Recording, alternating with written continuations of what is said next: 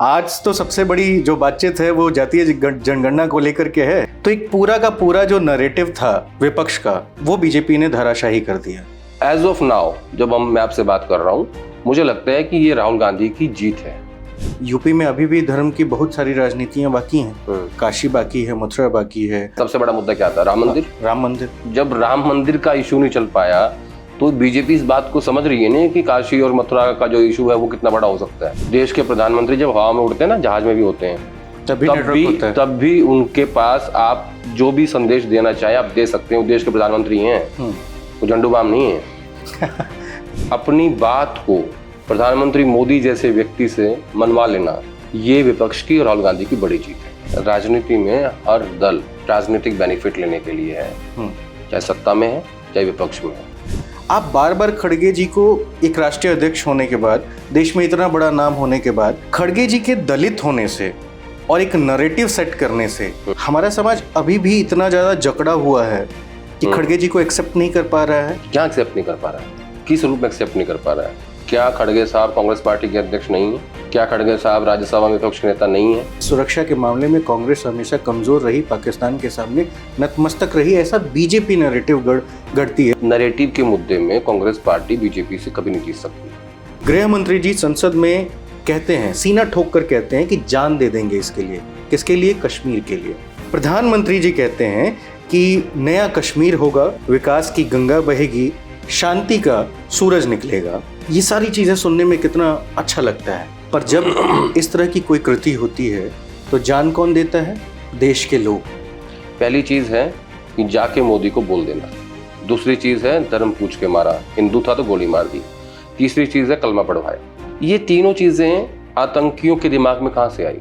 उनको ये लगा कि ये देश आज हिंदू मुसलमान में बटा हुआ है और अगर हम ये हरकत करेंगे और यहाँ इनको बांटेंगे तो इस देश में दंगे हो जाएंगे। क्या कांग्रेस अब अखिल भारतीय विकल्प बनने की स्थिति में कभी आ पाएगी या उसे वापस वो राज्यवार अस्तित्व की ही लड़ाई लड़नी पड़ेगी? मैं हमेशा एक बात कहता हूँ, राजनीतिक पार्टियां और राजनीतिक लोग कभी नहीं मरते।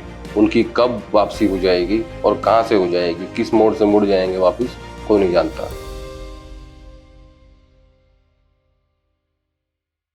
नमस्ते, मेरा नाम अनिल शारदा है। आप मुझे मॉल्टेक्स पर देख रहे हैं। ये मेरा शो देखी जाएगी है और हमेशा की तरह आदेश रावल साहब देश में जो भी राजनीतिक उठापटक हो रहे हैं उस पर उसे डिकोड करने के लिए हमारे साथ हमारे स्टूडियो में मौजूद हैं। सर, बहुत बहुत स्वागत है आपका। Thank you.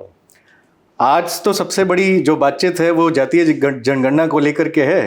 अभी तक पूरा विपक्ष जो जातीय जनगणना को लेकर के चाह रहा था कि वो करवाए या सरकार कराए, एक मुद्दा था चुनाव में भी, और इस बार भी बिहार जो चुनाव हो रहा है उसमें भी एक बड़ा मुद्दा बनने वाला था। लेकिन आज अश्विनी वैभव आए, उन्होंने ये कहा कि भाई हम जातीय जनगणना जो है वो कराएंगे। तो एक पूरा का पूरा जो नैरेटिव था विपक्ष का वो बीजेपी ने धराशाही कर दिया। इस पर एक टिप्पणी आपकी, उसके बाद मेरा सवाल।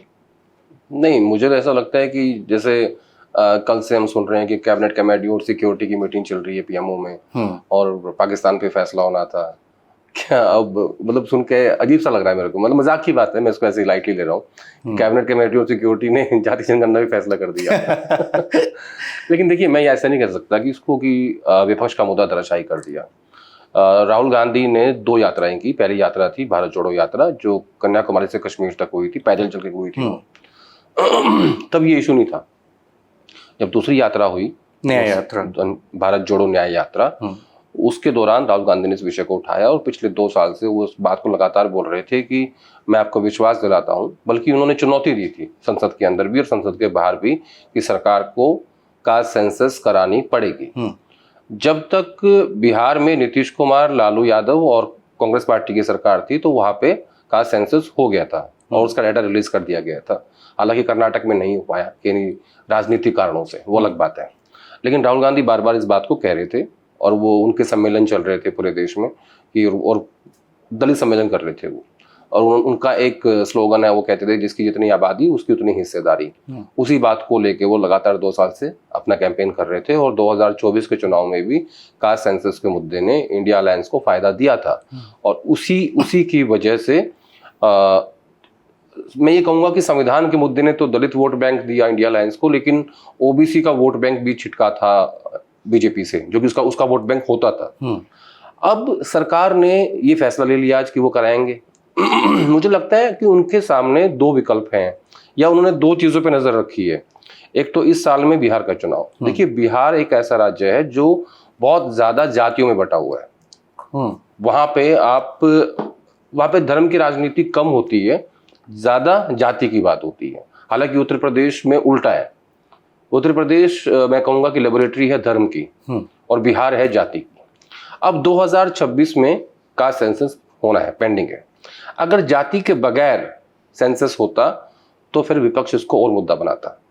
ठीक है, अब 26 में होगा, 27 के शुरुआत में, फरवरी के एंड में मुझे लगता है कि उत्तर प्रदेश में वोटिंग हो जाएगी, और उससे ठीक पहले ही कास्ट सेंसस को रिलीज कर देंगे, डाटा दे देंगे।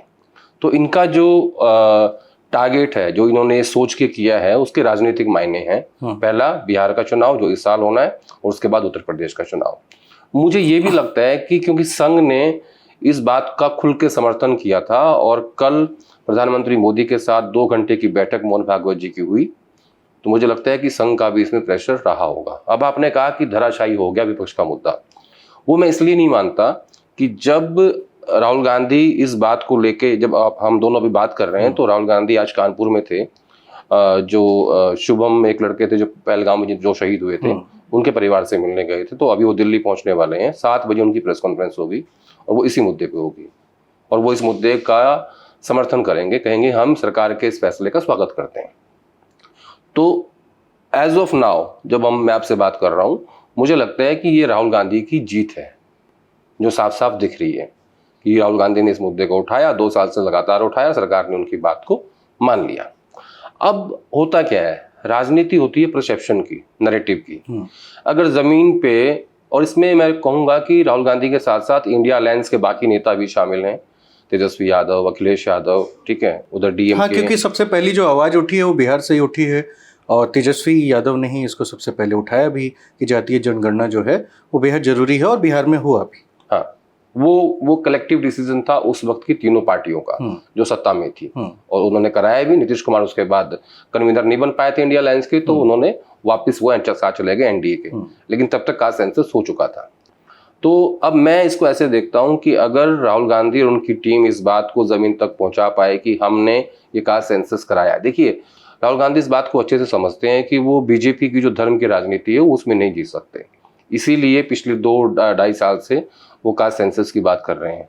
और एक तबका ऐसा है कांग्रेस पार्टी के भीतर जो वर्किंग कमेटी से लेके और जनरल सेक्रेटरी तक, प्रभारियों तक, जो इस बात का विरोध कर रहा था। उनका ये मानना था कि नहीं, राहुल गांधी का जो ये मुद्दा है इससे कोई फायदा कांग्रेस पार्टी को नहीं होगा। पर ऐसा क्यों? ऐसा इसलिए कि क्या ही देता हूँ, सारे जो जितने ब्राह्मण नेता हैं कांग्रेस पार्टी के, वो इस बात का भारी विरोध कर रहे थे कि इस मुद्दे से कुछ नहीं होने वाला है, क्योंकि राहुल गांधी इस बात को अच्छे से समझ रहे थे कि जो अपर कास्ट का वोट है वो बीजेपी का वोट है, वो इनके पास नहीं आएगा। और अभी रिसेंटली राहुल गांधी से मिलने तेजस्वी यादव आए थे बिहार को लेकर मीटिंग की। तो वहां पे चर्चा हुई कि यादव के अलावा कौन सा वो ओबीसी है जो आरजेडी को अपने साथ जोड़ना चाहिए। तो तेजस्वी यादव ने कहा कि 100 से ज्यादा जातियां हैं जो ओबीसी में आती हैं, यानी संख्या ज्यादा है, जाहिर है। तो अगर यादव के अलावा वो और ओबीसी तोड़ पाते हैं, जिसके शायद मुझे लगता है कि वो कार्यक्रम भी कर रहे हैं, तो वो एक एडिशनल उनका गेन होगा वो, ठीक है। तो मैं वापस उस पर आता हूँ कि इनकी संख्या बहुत ज्यादा है, डाटा सामने आएगा, लेकिन मुझे लगता है कि 60 से 70% का मामला कहीं रहेगा, कहीं बीच में, ये ओबीसी वोट बैंक है।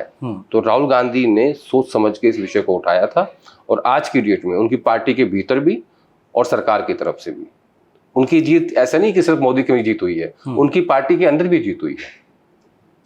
कि एक इतना बड़ा तबका जो ये कह रहा था कि नहीं ये बकवास का मुद्दा है, इसमें कोई फायदा नहीं होगा, अब मुझे लगता है वो मान जाएंगे कि सही मुद्दा है। क्यों? क्योंकि वो प्रधानमंत्री मोदी से बहुत प्रभावित रहते हैं सब लोग, कांग्रेस में होने के बाद भी। हाँ भाई। तो मुझे लगता है अब वो ये कहेंगे नहीं नहीं मुद्दा सही था, इसलिए नहीं कि राहुल गांधी का मुद्दा था, इसलिए क्योंकि प्रधानमंत्री मोदी ने मान लिया, और क्योंकि इनके कुछ ना कुछ राजनीतिक मायने हैं। ऑब्वियसली बहरहाल राजनीति में बिना नफा नुकसान के कुछ नहीं होता। कुछ नहीं होता, ये तो ये सही बड़ा बात है। सिंपल गेम है। हाँ, लेकिन फिर बीजेपी के लिए ये भी समझना बेहद जरूरी हो जाएगा दादा, क्योंकि जातीय जनगणना पर बीजेपी का ये यू टर्न हुआ है, मतलब वैचारिक पराजय की भी हम बात कर सकते हैं, क्योंकि बीजेपी जिसे पहले समाज को बांटने वाला कदम हमेशा कहती आई है, आज उसी पक्ष में आ गई है। आज वो सामाजिक न्याय की बात कर रहे हैं। आज वो सामाजिक न्याय की बात के कर रहे लिए, हैं। उनके उत्थान के लिए कदम उठाया प्रधानमंत्री मोदी ने, और पूरी कैबिनेट उनका धन्यवाद दे रही है ट्वीट करके। हाँ, ठीक है ना। क्या होता है, मतलब सरकारें जब कोई फैसला करती हैं तो वो उसके मेरिट्स, उसके डीमेरिट्स पूरा उस पर पूरा काम करती है पहले। तो इन्होंने देखा कि ये मुद्दा जो है वो हमारे हाथ से जा रहा है। मैं इसको ऐसे देखता हूँ कि पिछले जो 10 साल की राजनीति है, मैं 1 साल छोड़ देता हूँ, ये मोदी की जो 3.0 का जो टर्म है, जो तीसरा टर्म है, उसको छोड़ देता हूँ। बाकी जो 2 टर्म रहे हैं मोदी जी के, वो पूरा का पूरा धर्म की राजनीति रही है। यानी मैं ये कहूंगा कि बीजेपी की जो पिच है वो धर्म की है, जाति की पिच उनकी नहीं है। अब वो इस पिच पे आके खेलना चाहते हैं। अब हमें देखना है कि बिहार में क्या होगा और फिर उत्तर प्रदेश में क्या होगा।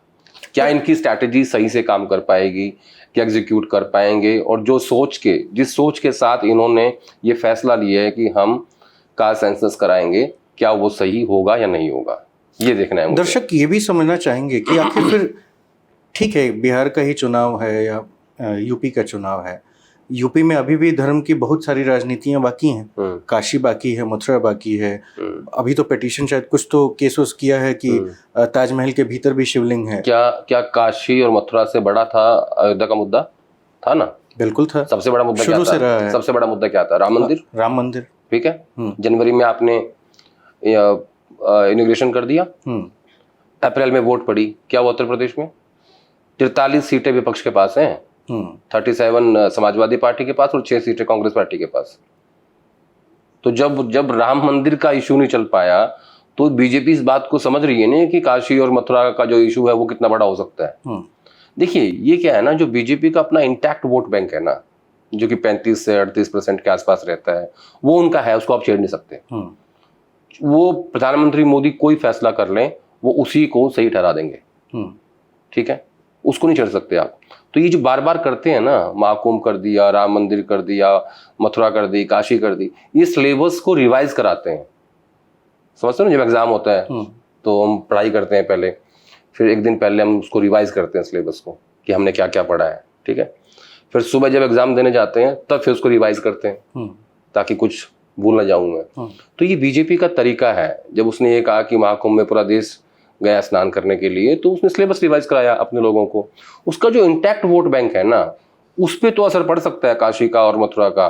उसके बाहर भी तो 60% लोग हैं इस देश में, तभी तो बीजेपी 240 पे आई है।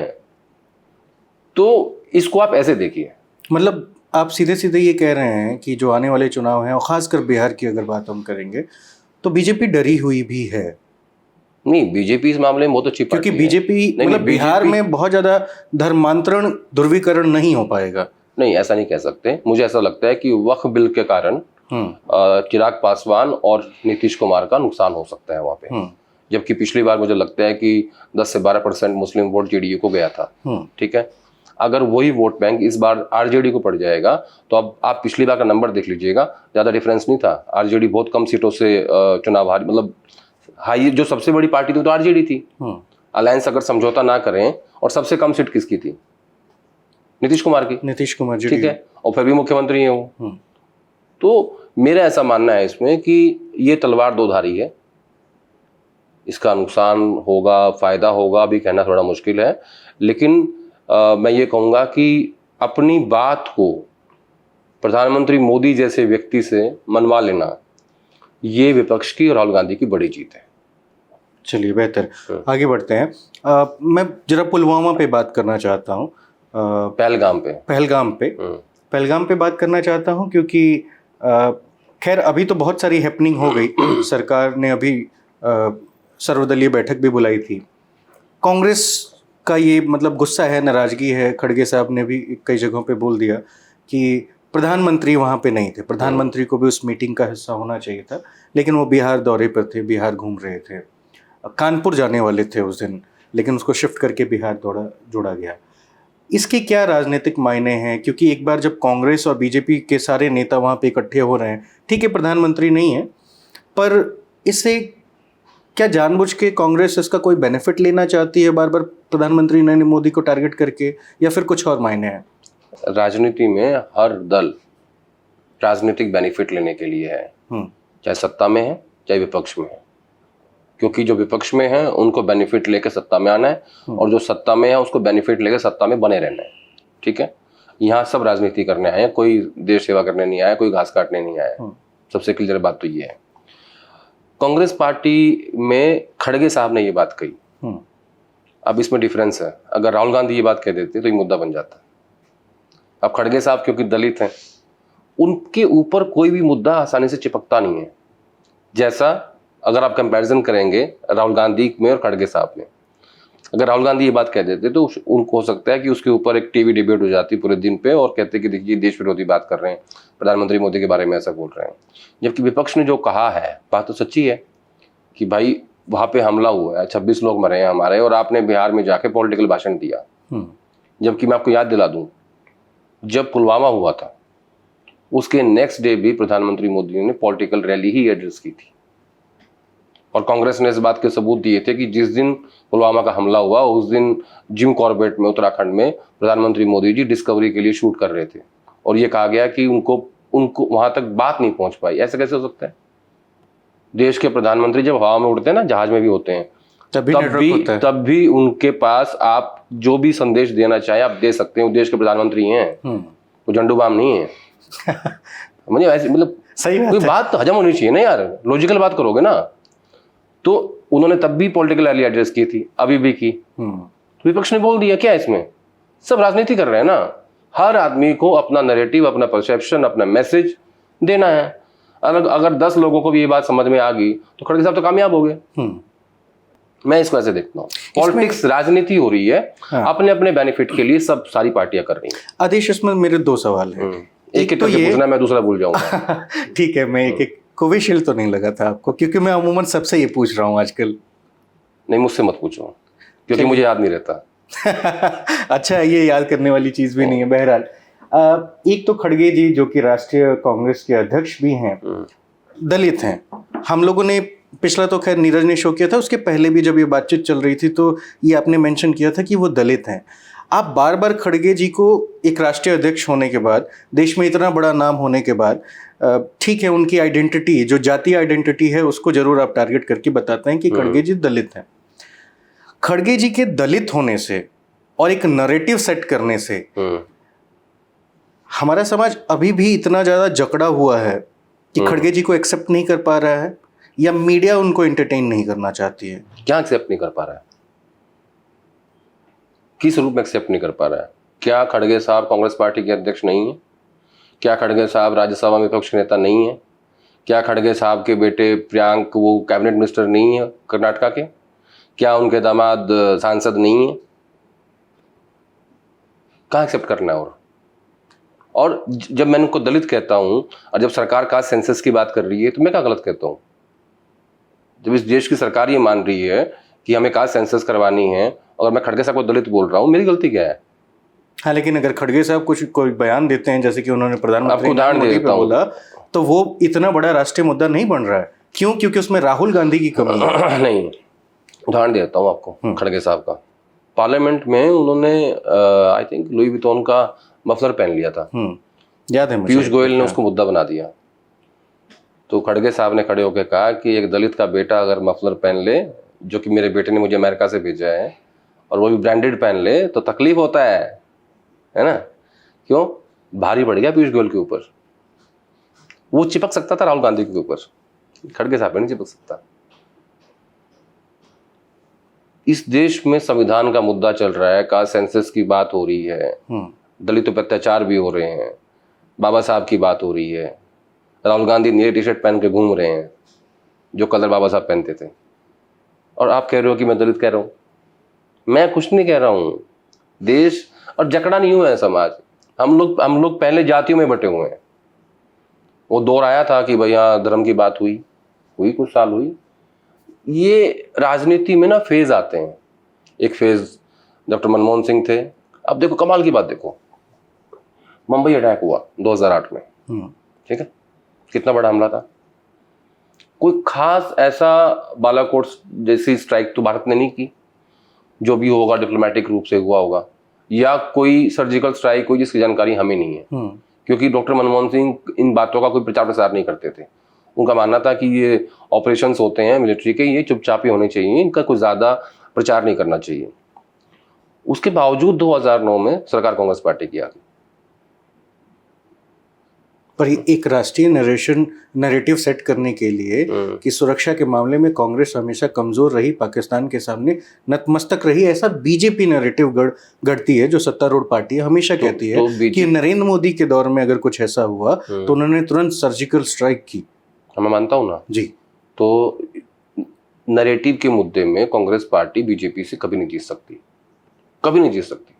उनका तंत्र इतना स्ट्रांग है, जब प्रधानमंत्री मोदी ये कहते हैं कि सौगात मोदी मुसलमान भाइयों के लिए, तो देश के तमाम मुख्यमंत्री, कैबिनेट मिनिस्टर, अमित शाह, राजनाथ सिंह, सब लोग उस पर जुट जाते हैं, एग्जीक्यूट करते हैं। टॉप लीडरशिप से लेके और जमीन तक, ब्लॉक अध्यक्ष तक, सब एक ही काम करते हैं। कांग्रेस पार्टी में ऐसा नहीं है। मैं ऐसी लंबी फहरिस्त है जो राहुल गांधी के ट्वीट को रिट्वीट भी नहीं करते होंगे, ऐसे भी नेता हैं। सही बात, यहाँ ये सब मैंडेटरी है, तो इनका कंपैरिजन नहीं कर सकते आप। अब कांग्रेस पार्टी बार बार कह रही है कि भैया आप पहलगाम के इशू पे कोई टिप्पणी मत करो। सर्कुलर जारी कर दिया आज केसी वेणुगोपाल ने, और उस सर्कुलर को ट्वीट करना पड़ा प्रियंका गांधी को। बताइए, बात समझ रहे हो आप कि कितनी कमी है डिसिप्लिन की, अकाउंटेबिलिटी की। क्या होता है, इकबाल से राजनीति होती है। अगर आप इकबाल नहीं है तो आप नहीं कर सकते। कांग्रेस पार्टी के अंदर लीडरशिप का डर नहीं है। क्यों? क्योंकि फिलहाल लीडरशिप कमजोर है, उनके नाम पे वोट नहीं आ रहे, मोदी के नाम पे वोट आ रहे हैं, तो थर्ड टाइम प्राइम मिनिस्टर बन के बैठे हुए हैं। तो ये सारा खेल जो है ना, वो बेसिकली जनता डिसाइड करती है वो किसको वोट देगी, किसको सत्ता में बिठाएगी। लेकिन जिस हिसाब से मोदी जी चलाते हैं, मतलब हमारे हरियाणा में कहते हैं लठ लेके चलाते हैं बिल्कुल, तो सिंपल है। ठीक है, तो एक चीज और बताइए इसी में, जो दूसरा वाला सवाल, प्रधानमंत्री देश के सबसे मजबूत व्यक्ति जो देश चला रहे हैं, उस व्यक्ति को जब पहलगाम अटैक होता है उसके अगले दिन पहलगाम में होना चाहिए था, रैली में नहीं। ये देश की मजबूती का एक सबसे बड़ा, मतलब देश का सबसे मजबूत आदमी वहां पे है तो पूरी दुनिया को इस संदेश जाता है, पर प्रधानमंत्री वहां नहीं जाते हैं। इतना बड़ा राष्ट्रीय संकट, उस पे पूरी की पूरी CWC की मीटिंग होती है, CWC कह रहा हूँ, सर्वदलीय बैठक होती है, उसमें प्रधानमंत्री नहीं होते हैं। आपको नहीं लगता है कि प्रधानमंत्री हर जरूरी विषयों पर, हर जरूरी मुद्दे पर वहाँ होने के बजाय उस पूरे सिस्टम का फायदा उठाने के लिए रैलियों में जाके उसका समर्थन कर रहे होते हैं? मैं तो बोला ना आपको कि जब पुलवामा हुआ उसके बाद भी उन्होंने अगले दिन एक रैली एड्रेस की थी, और उन शहीदों की, वो जो हमारे जवान थे सेना के, उन शहीदों की फोटो पीछे लगी हुई थी, तब उन्होंने वहां से भाषण दिया था। अब जिस दिन पहलगाम हुआ उसके नेक्स्ट डे उन्होंने बिहार जाके एक पॉलिटिकल भाषण दिया जिसमें उन्होंने उसका भी जिक्र किया। ठीक है, तो बेसिकली उनको ये लगता है कि क्या है ना, उनकी बात से जनता कन्विंस है, अभी उनके नाम पे वोट आ रहे हैं, तो वो जो करेंगे जनता का एक्सेप्ट है वो। ठीक है, अब भाजपा में भी एक्सेप्ट, वो चीज एक्सेप्ट है। क्यों? क्योंकि उन्हीं के नाम से भाई आप सांसद बन रहे हो, उन्हीं के नाम पे वोट आ रही है। अब कायदे से, अगर आप कायदे की बात करोगे, भाई जो नैतिकता होती है, उस हिसाब से उनको रैली नहीं करनी चाहिए थी, उस हिसाब से उनको ऑल पार्टी मीटिंग में आना चाहिए था, सब कुछ करना चाहिए था, सब कुछ छोड़ के। और हालांकि ये भी चलाया गया कि उन्होंने अपना दौरा बीच में छोड़ दिया और उसके बाद वो भारत लौट आए, ठीक है, और आके उन्होंने एयरपोर्ट पे अपनी मीटिंग ली।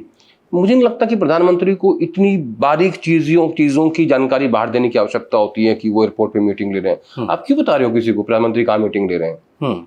आप क्यों बता रहे हो कि आज कैबिनेट कमेटी ऑन सिक्योरिटी की मीटिंग है, उसमें आपने विजुअल जारी कर दिया और उधर से आपने सर्कुलर निकाल दिया कि आप सेना की कार्रवाई की लाइव रिपोर्टिंग नहीं करेंगे, लेकिन प्रधानमंत्री की जो मीटिंग हो रही है उसकी लाइव रिपोर्टिंग हो रही है। ये कैसे पैमाने हैं? तो कायदे की नैतिकता तो ये कहती है कि प्रधानमंत्री जी को पहलगाम जाना चाहिए था, ठीक है, खुद जाते, खड़े होते और पूरे वर्ल्ड को कहते कि हमारे साथ गलत हो रहा है। अगर ऐसी स्थिति बनती है कि आप पाकिस्तान से दो हाथ करते हो, तो अगर वर्ल्ड का कोई ऐसा देश उनका साथ देगा तो आप उनको बोल नहीं पाओगे ना, क्या बोलोगे उनको? आप कुछ भी कर लो, चीन तो पीछे साथ खड़ा है ना उनके। मैं कोई डिफेंस एक्सपर्ट नहीं हूँ, लेकिन इतना जरूर समझता हूँ कि जो आपके आसपास के जो देश हैं जिनसे आपके चीन ने हमारी जमीन पे कब्जा किया, प्रधानमंत्री जी ने कहा कि नहीं, ना कोई आया है ना कोई घुसा है, उसके बावजूद भी हमारी जो सेना है वो उनसे बातचीत कर रही है। कितने दौर की बातचीत हो चुकी है, जब कोई आया ही नहीं फिर बातचीत क्यों कर रहे हो? तुम पहली बात तो ये मानना पड़ेगा ना कि यहाँ तकलीफ है। आप डॉक्टर के पास जाओगे, कहोगे मुझे बुखार है, तभी तो दवाई देगा ना वो। आप मान ही नहीं रहे मुझे बुखार है। तो नैतिकता की बात पे तो सब कुछ करना चाहिए था, लेकिन क्योंकि वो इस देश के सुप्रीम लीडर हैं, वो जो चाहेंगे वो करेंगे।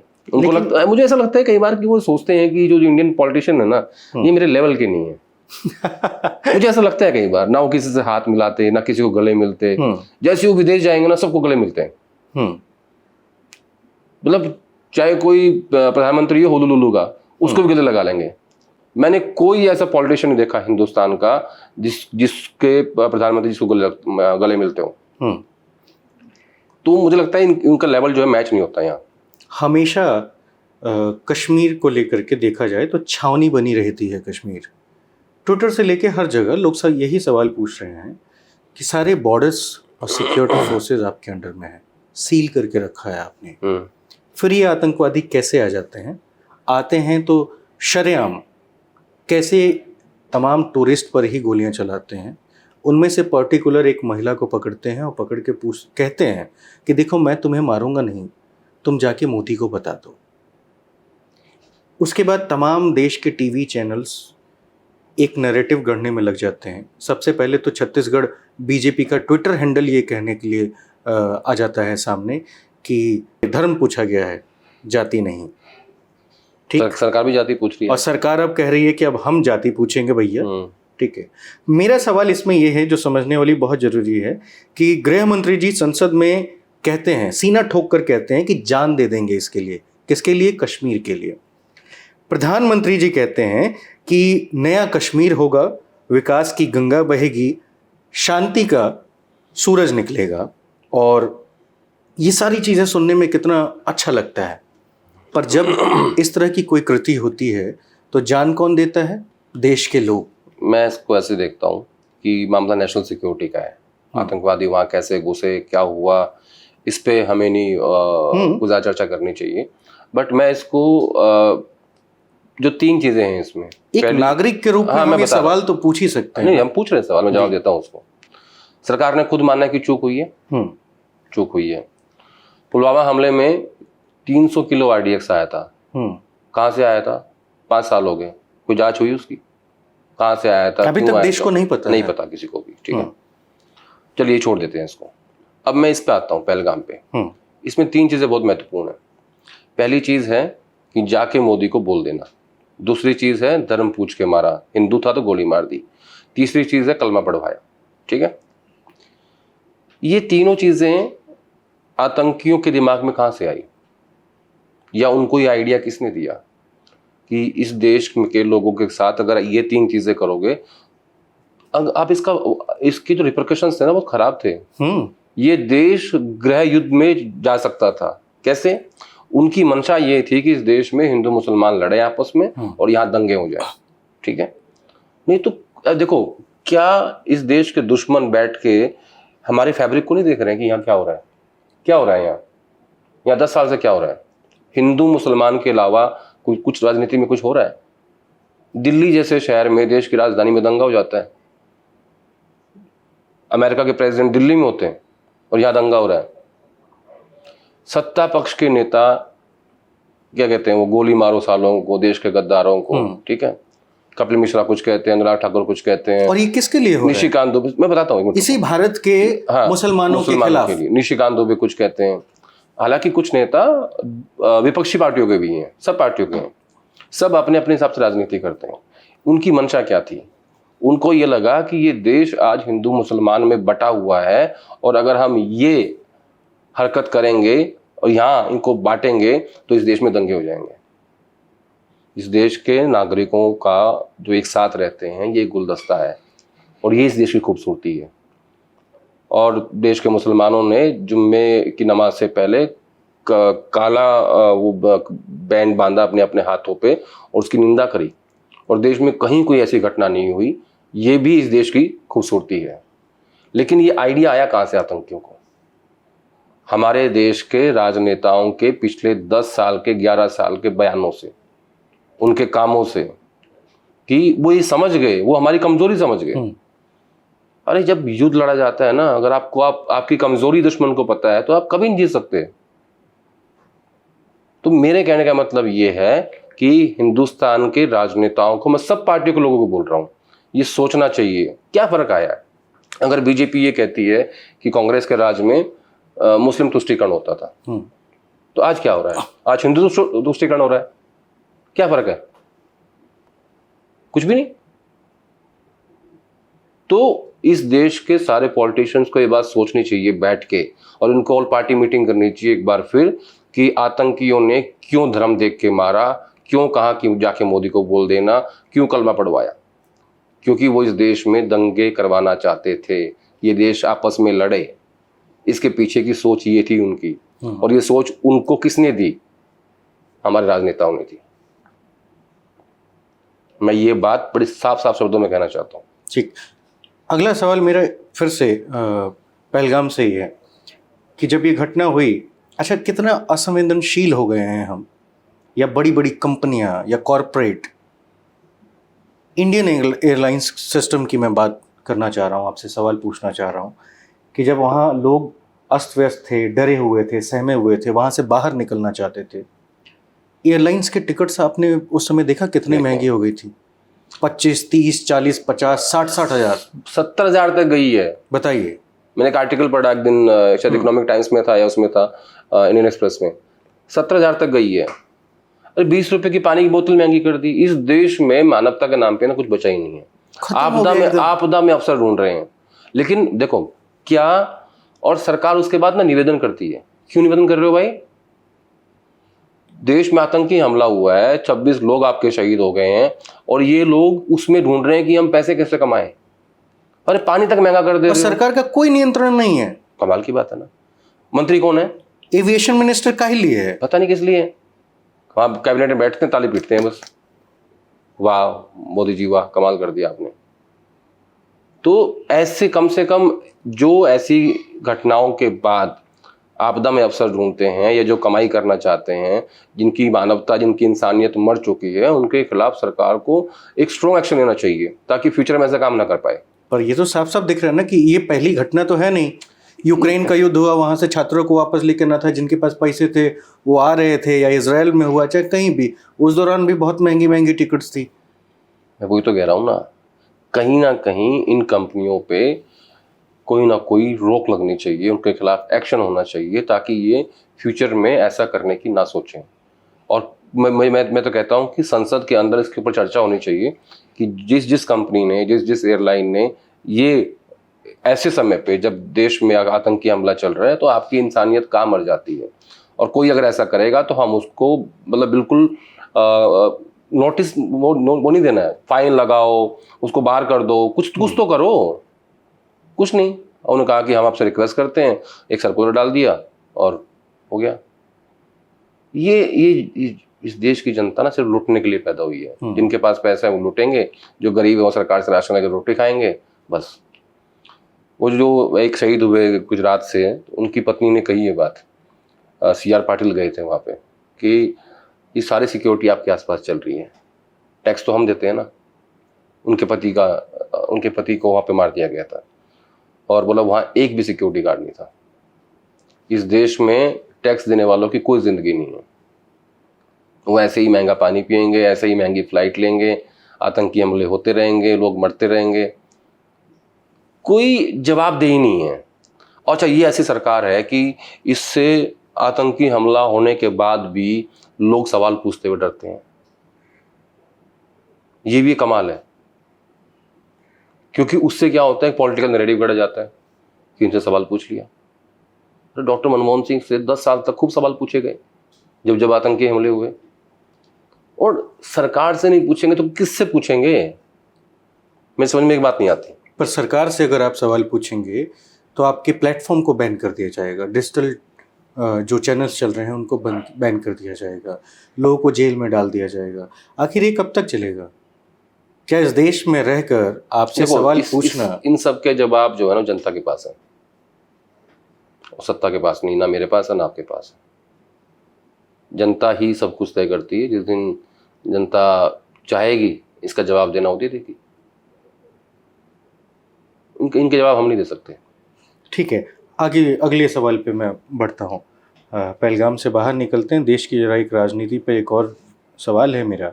आपका ट्वीट भी मैंने देखा, ये पवन खेड़ा ने जो 2G मामले पर, कोल घोटाले पर लिखा है। मेरा सवाल सीधा ये है, आपसे समझना चाहता हूँ ताकि आप एकदम ब्रीफ करके हमें, हमारे दर्शकों को बताएं कि क्या पवन खेड़ा का 2G और कोल घोटाले पर बयान कांग्रेस की भूलों को दोहराने जैसा है, या फिर जिस घटना से पूरी की पूरी पार्टी, पूरी के पूरे नेता जो हैं बरी हो चुके हैं, जनता भी अब उस भ्रष्टाचार के घटना से बाहर निकल के और आपसे एक नई उम्मीद लगा के बैठ रही है, उस दौरान आप पुराने विमर्श को दोबारा से गढ़ रहे हैं या याद दिला रहे हैं, इसका कोई खामियाजा भुगतना पड़ेगा या फिर ये ऐसे ही चल रहा है? क्यों हुआ ये? क्यों हुआ? कॉमनवेल्थ घोटाले की जब ईडी ने क्लोजर रिपोर्ट दी कोर्ट को, तो उन्होंने एक्सेप्ट कर लिया उसको, कोर्ट ने एक्सेप्ट कर लिया, ईडी ने भी मान लिया। ये दोहरा नहीं रहे हैं उसको, ये कह रहे हैं कि हमारी जब सरकार थी तो हमारे ऊपर आरोप ये लगा कि हमने कॉमनवेल्थ खेलों में घोटाला किया, और उसका जो प्रचार प्रसार था वो इतना हुआ कि शीला दीक्षित भी अपना चुनाव हार गई। उसके बाद अन्ना आंदोलन का मूवमेंट खड़ा हुआ और केजरीवाल जंक्शन पे बैठे, उनकी पूरी टीम बैठी, और फिर कॉल स्कैम का जिक्र हुआ जिसमें ये कहा गया कि 1,70,000 करोड़ रुपए का जो है घोटाला हो गया है। फिर 2G स्कैम आया अराउंड 70,000 करोड़ के आसपास का। और इन सब में अब कोयले का जो आरोपी थे उनमें से एक आरोपी थे नवीन जिंदल, जो आज कुरुक्षेत्र से बीजेपी के सांसद हैं। ठीक है, 2G स्कैम में ए राजा थे, डीएमके के नेता थे, कलमाड़ी साहब थे कॉमनवेल्थ गेम्स में। ये इनमें से कुछ भी, सुरेश कलमाड़ी, इनमें से कोई भी जितने घोटालों के आरोप थे, कोई भी चीज साबित नहीं हो पाई। लेकिन इन घोटालों ने कांग्रेस पार्टी को बर्बाद कर दिया, इन आरोपों ने, क्योंकि उस दौर में इतना मीडिया ट्रायल हुआ इन तीनों चीजों का, और इनके सबसे बड़े बेनिफिशियरी हुए इन चीजों के दो लोग, दिल्ली में अरविंद केजरीवाल और देश में प्रधानमंत्री नरेंद्र मोदी। उनको इस बात का फायदा मिला क्योंकि 2014 का जो पूरा कैंपेन था वो करप्शन के खिलाफ था, केजरीवाल का भी और इनका भी, बीजेपी का भी। तो कांग्रेस पार्टी आज ये कह रही है कि जिनके कारण आपने हमें बदनाम किया, विपक्ष ने, जब उस टाइम बीजेपी विपक्ष में थी, अरविंद केजरीवाल एक आंदोलनकारी थे, उन्होंने कहा था कि मैं अपनी पार्टी नहीं बनाऊंगा, तो उन सब से कांग्रेस पार्टी ऐसी बर्बाद हुई पॉलिटिकल रूप से, राजनीतिक रूप से, कि वो 44 सीटों पर सिमट गई 2014 में। और फिर 16-17 के आसपास कोयला घोटाला में सब बरी हो गए, कुछ था ही नहीं उसमें। तो मैं बार बार एक बात कहता हूँ कि क्या सचमुच कुछ नहीं था? कोर्ट तय करेंगे ना, देश के कोर्ट ने तो कहा है कि कुछ नहीं है, आप और मैं थोड़ी तय कर देंगे। इस देश के सुप्रीम कोर्ट ने, इस देश के कोर्ट्स ने, एजेंसीज ने जांच करी, जांच करने के बाद ये पाया कि नहीं, इसमें कुछ नहीं है, तो आज तीनों केस खत्म हो गए। तो आप और मैं थोड़ी सर्टिफिकेट देंगे इसको बैठ के। पर आदेश, एक गंभीरता वाली सवाल ये है, आप लंबे समय से पत्रकारिता कर रहे हैं और देश के नब्ज को, या जो वोटर्स हैं उनके नब्ज को भी बहुत करीब से समझते हैं।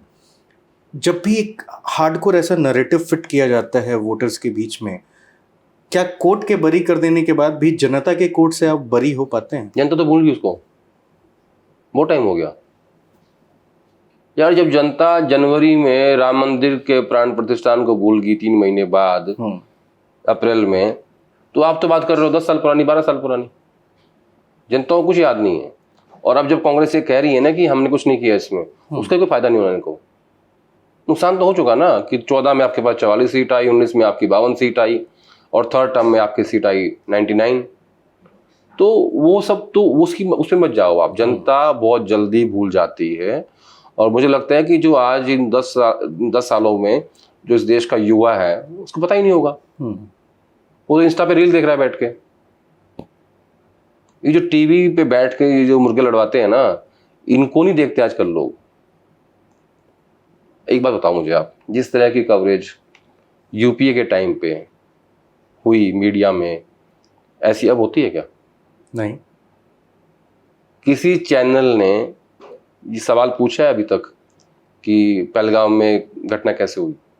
नहीं पूछा, पूछ नहीं सकते। तो आप तो घोटालों की बात कर रहे हो, उसको तो बहुत दूर की बात है। किसने राफेल चलाया था? चिल्लाता रहा विपक्ष कि 30,000 करोड़ का फायदा नीलम अंबानी को हो गया। चलाया किसने राफेल? नहीं चला। डिजिटल प्लेटफॉर्म्स, सोशल मीडिया, यहीं तक रह गया वो। जिस देश में 80 करोड़ लोग सरकार से राशन लेकर रोटी खा रहे हैं, वो उन तक कहाँ स्कैम पहुंच रहे हैं? वो थोड़ी जानते हैं कि इंस्टा पे क्या चल रहा है, ट्विटर पे क्या चल रहा है, फेसबुक पे क्या हो रहा है। उनको 2 वक्त की रोटी मिल जाए वो बड़ी बात है। तो ये सब नैरेटिव में कभी भी कांग्रेस पार्टी बीजेपी से नहीं जीत सकती, हमेशा हार जाएगी। तो एक बात बताइए कि क्या कांग्रेस अब अखिल भारतीय विकल्प बनने की स्थिति में कभी आ पाएगी, या उसे वापस वो राज्यवार अस्तित्व की ही लड़ाई लड़नी पड़ेगी? मैं हमेशा एक बात कहता हूँ, राजनीतिक पार्टियां और राजनीतिक लोग कभी नहीं मरते।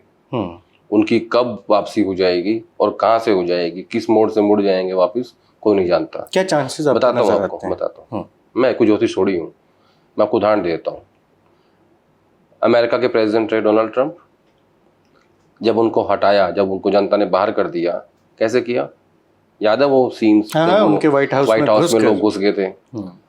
और अमेरिका जैसे देश ने 4 साल बाद फिर से ट्रंप को वापसी करा दी, भारी बहुमत के साथ।